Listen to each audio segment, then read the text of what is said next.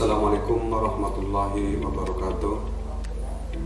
Perkenalkan, nama saya Nur Hosin, dosen Fakultas Ekonomi dan Bisnis Universitas Muadi Setiabudi Brebes yang berkonsentrasi pada mata kuliah pengantar ekonomi makro. Dalam kesempatan ini saya akan menyampaikan materi baik secara online maupun secara offline.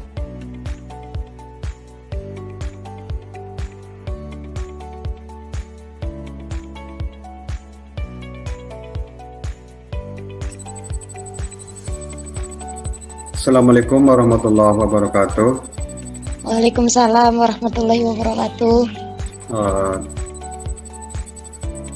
Adik-adik mahasiswa yang saya hormati, Waalaikumsalam. Sorry, telat. dalam kesempatan ini Bapak akan menyampaikan materi yaitu masalah pokok ekonomi.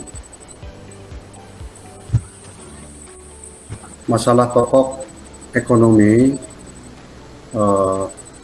Bapak kasih garis secara keseluruhan bahwa dalam masalah ekonomi ini ada 3 masalah, yaitu masalah produksi, kemudian masalah distribusi, kemudian yang ketiga masalah konsumsi.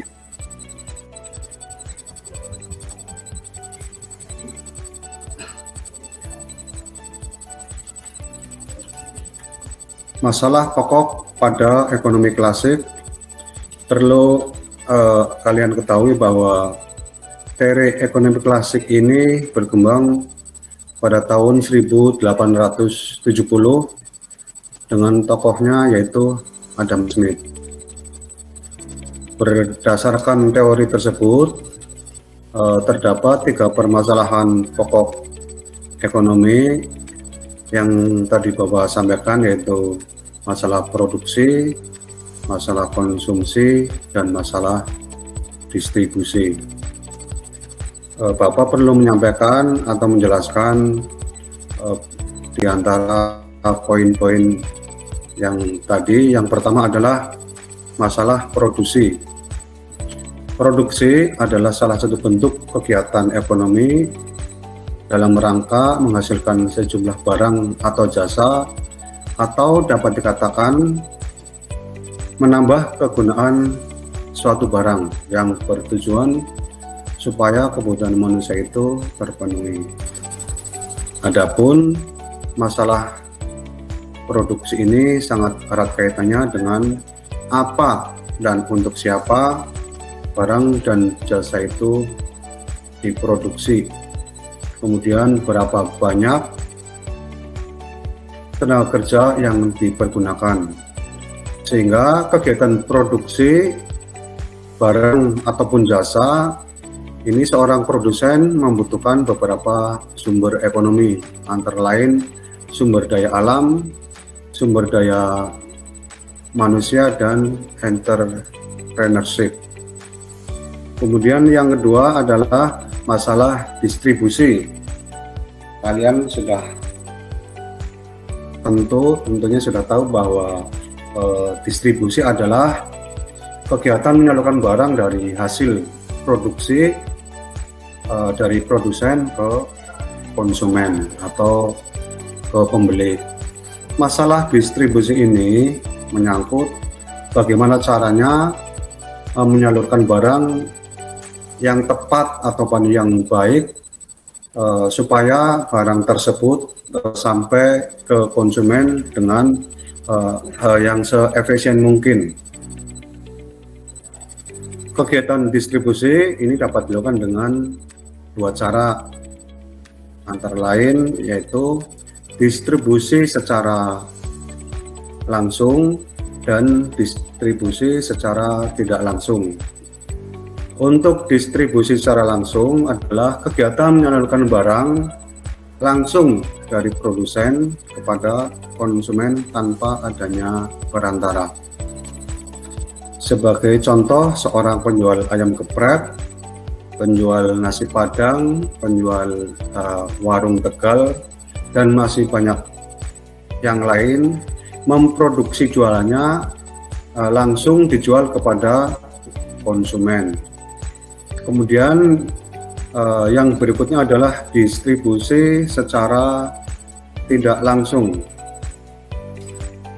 Distribusi secara tidak langsung adalah kegiatan menyalurkan barang atau jasa dari tangan produsen kepada konsumen melalui pihak perantara. Adapun perantara yang biasa ditemui meliputi pedagang grosir, pedagang retailer, maklar, eksportir, importir, dan penyalur lainnya. Ini distribusi melalui perantara. Kemudian yang berikutnya adalah masalah konsumsi. Konsumsi merupakan kegiatan menggunakan barang dan jasa yang dihasilkan oleh produsen atau kegiatan mengurangi nilai guna suatu barang dan jasa. Kalian mengonsumsi atau menggunakan barang baik makanan, pakaian, dan lain sebagainya, ini adalah salah satu dari kegiatan konsumsi. Kegiatan konsumsi yang dilakukan oleh manusia ini dipengaruhi oleh beberapa faktor.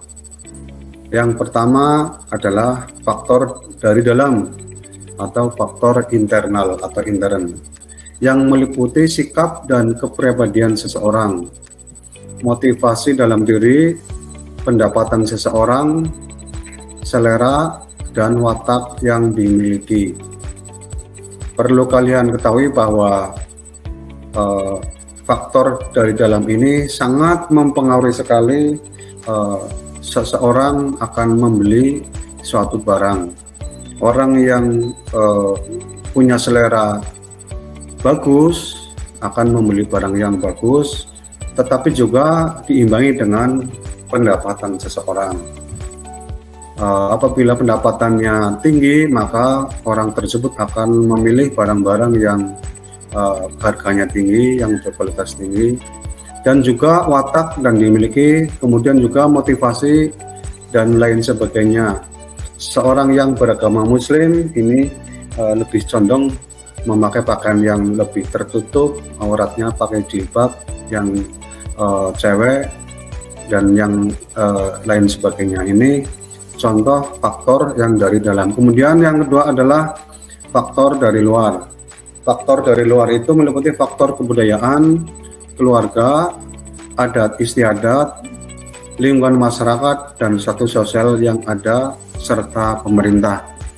Ini pemerintah membuat aturan dilarang menggunakan pakaian misalnya yang tidak senonoh, ini otomatis masyarakat harus mengikuti aturan dari pemerintah.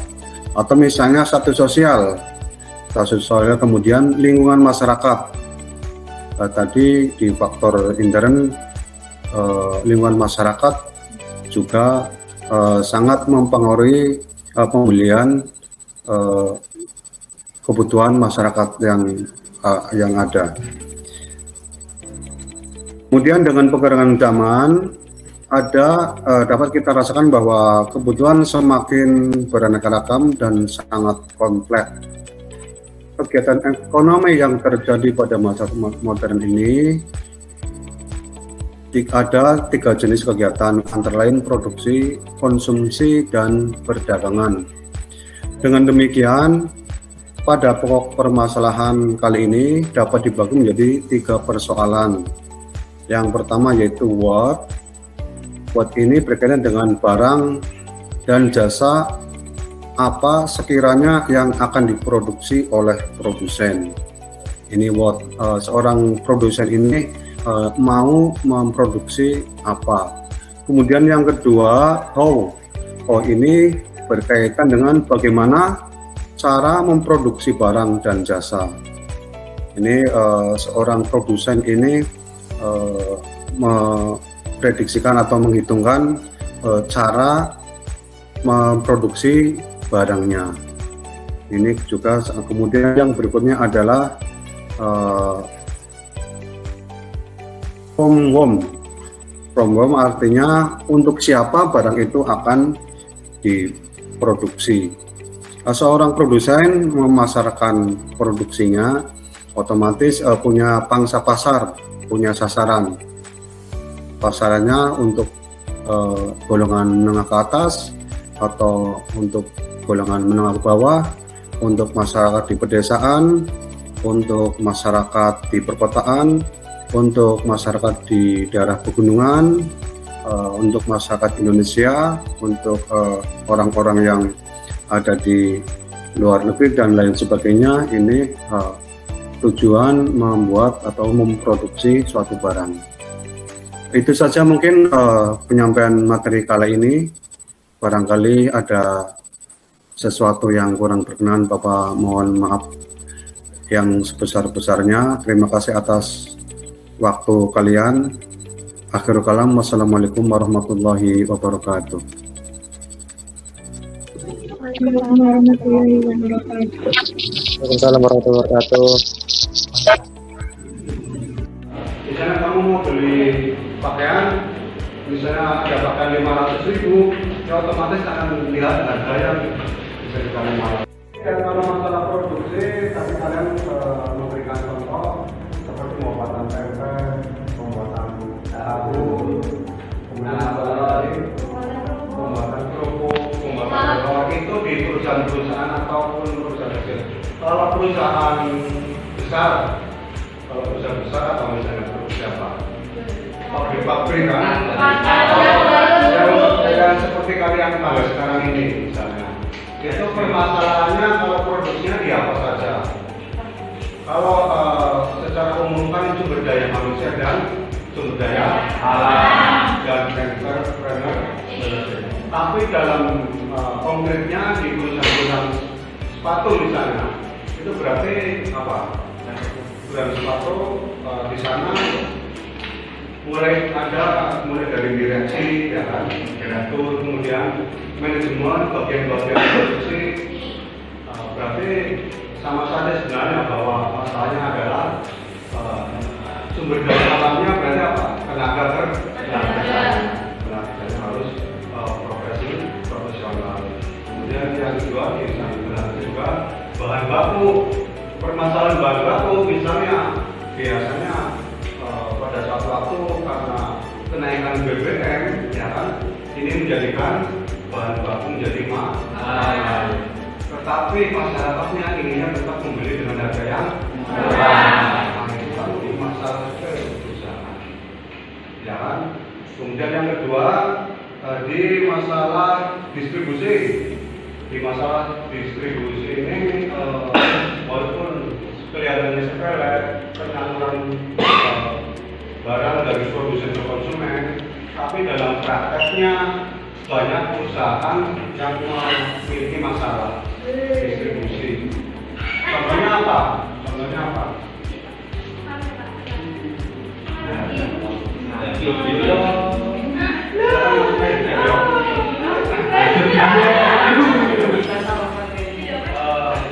Masalah distribusi banyak permasalahannya di apa? Permasalahannya di penyaluran dari produsen ke konsumen. Ini seperti apa? Permasalahan biasanya konsumen ya, konsumennya. Konsumen itu memiliki barang atau mencari barang ini yang benar-benar sesuai dengan harapan, ya kan? Kalian misalnya mencari barang di toko online, ya kan? Padahal itu kan banyak itu. Tapi yang kalian inginkan yang sesuai dengan keinginan kualitasnya yang bagus. Itu biasanya seperti itu. Ini biasanya kalau membeli barang itu biasanya akan sesuatu yang selektif, ya kan? Selektif ataupun yang kita inginkan yang bermutu tinggi. Inginnya kualitasnya bagus tapi harganya murah, ya kan? Kalian ingin beli barang pada umumnya ingin barangnya bagus tapi harganya murah, sehingga itu menjadi masalah bagi produsen untuk menjual barang kepada konsumen. Kemudian yang ketiga, masalah konsumsi. Ini masalah konsumsi, ini ada dua faktor, dari dalam dan faktor dari luar. Ini masalah pada konsumsi barang. Kalau dari dalam, yaitu apa? Dari dalam, lingkaran meliputi sikap dan kepribadian seseorang, motivasi dalam diri, pendapatan seseorang, selera dan watak yang dimiliki. Ini contohnya apa? Ya, kalau kita mau ekonomi klasik, yang pertama adalah masalah konsumsi, kemudian yang kedua masalah konsumsi, yang ketiga masalah distribusi. Yang pertama masalah produksi. Masalah produksi adalah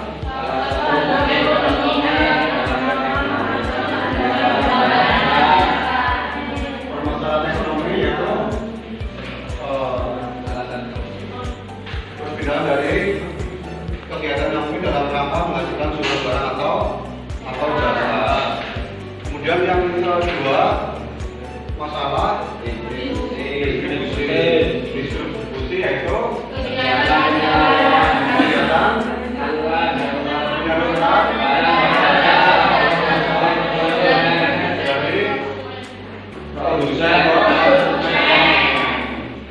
Kemudian yang ketiga yaitu masalah konsumsi, yaitu kegiatan menggunakan barang dan jasa yang dihasilkan dari produsen guna mengurangi nilai barang. Nah sekarang tadi yang pertama berkaitan dengan masalah produksi. Produksi itu masalahnya sama apa saja? Seperti yang tadi Bapak katakan, itu berkaitan dengan sumber daya alam, kemudian entrepreneurship. Contohnya seperti apa? Misalnya sumber daya alam. Sumber daya alam, misalnya bahan.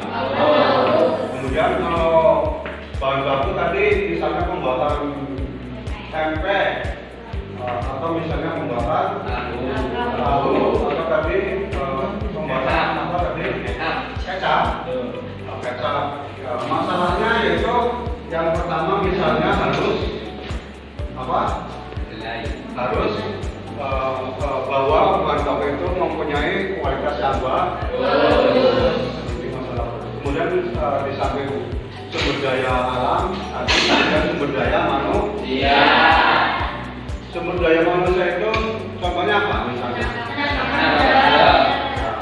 Kalau tenaga kerja yang kalian lihat, itu yang perlu yang harus diperhatikan apanya misalnya? Tenaga kerja dalam masalah produksi itu apa? Tenaga kerja harus profesional. Misalnya membuat tempe yang harus tahu cara memproduksi tempe. Kalau tidak tahu, yang terjadi gimana? Yang terjadi gagal, tempenya tidak jadi. Misalnya yang lain, contoh yang lain, mau memproduksi apa? Yang pernah kalian lihat produksi apa selain tempe? Tahu juga, sama seperti tempe. Produksi yang lain, buat kerupuk ya. Buat kerupuk itu bagaimana kalau membuat kerupuk itu? Pada membuat kerupuk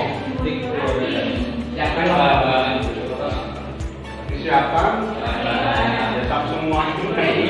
semuanya harus disiapkan bahan-bahannya. Sekali lagi Bapak akhiri, Assalamualaikum warahmatullahi wabarakatuh. Silakan. Waalaikumsalam warahmatullahi wabarakatuh. Oke, terima kasih.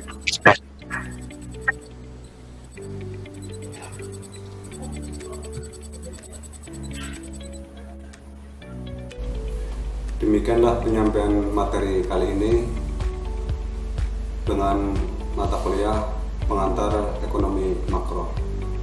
Semoga bermanfaat. Kurang lebihnya mohon maaf. Akhirul kalam. Wassalamualaikum warahmatullahi wabarakatuh.